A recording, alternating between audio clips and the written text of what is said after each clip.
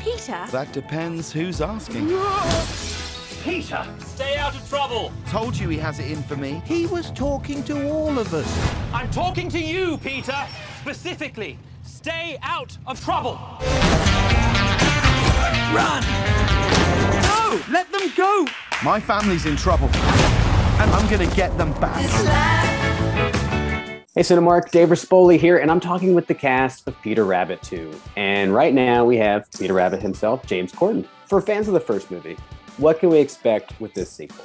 If you were a fan of the first movie, then you're really, really going to enjoy this film. I think it's a true sort of evolution from the last film. I think it hangs on to all of the scale and the sort of set pieces that people would have enjoyed from the first film. But I actually think it's a richer movie. I think it's a funnier movie. And I think people will really enjoy it, I think. It's very much in keeping with that. We have all our same characters back. We have David playing a new wonderful character. But I think it's as funny, maybe more funny. And I've heard this from valid sources, all under the age of 7, that it's as good as the first one, maybe better. So I think they're our main critics.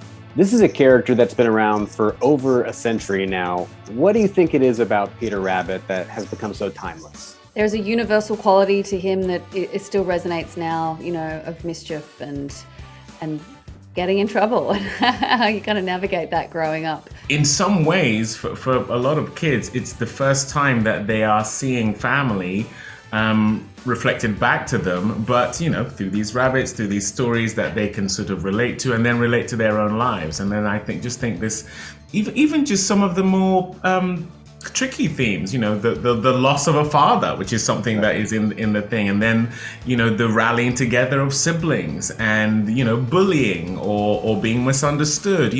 It's just, I just think they're very, very clever at highlighting things that are already in kids' lives, but through the funny lens of rabbits.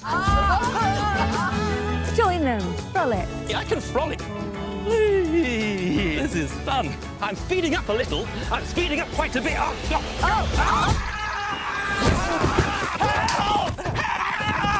And that's why adults shouldn't do kids stuff.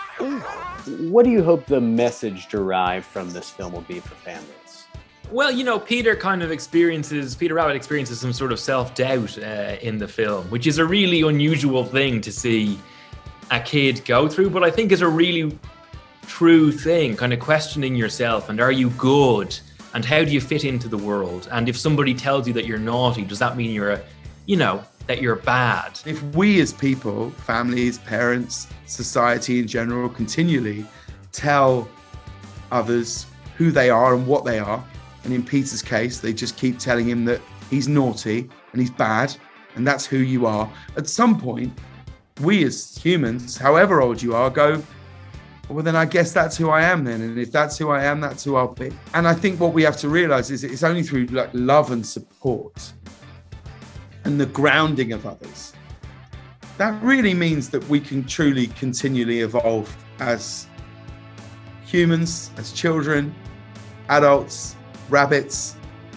That's really what the message of the film is. Why should people experience Peter Rabbit 2 in a theater? You'll be surrounded by families and kids, belly laughing, and I think there is no sound in the world that is more contagious and brilliant than a kid really, really, really having a good time. So I would say that is a brilliant reason to go and watch this in a movie theater. Absolutely, it's one of my favorite sounds. Kids crack each other up. It's my favorite thing. The laughter kind of goes through them, and then they sort of get the message that it's funny, and they all just let loose. It's so adorable. Exactly. There's nothing better than that. And this film, folks, is full of laughs, and it's absolutely going to bring the whole family together. So make sure to bring the whole family out to Cinemark theaters and get your tickets at Cinemark.com. Oh no, Cottontail just discovered sugar. We had a good run.